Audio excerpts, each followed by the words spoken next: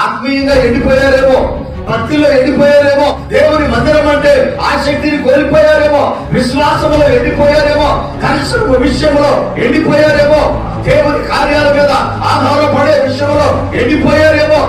దేవుని ఉద్దేశం ఎలా ఉంటుందంటే, నేను చేస్తాను నువ్వు చూస్తా ఉండమని ఆయన, నేను చేస్తాను నువ్వు చూస్తా ఉండమని చెప్పడాయన. ఆయన ఏదైతే చెయ్యగలడో దాని నీతోనే చేయిస్తాడు. నేను ప్రార్థన చేస్తే వర్షం పడింది. మనం ప్రార్థన చేస్తే ఎన్ని మేలు జరగల?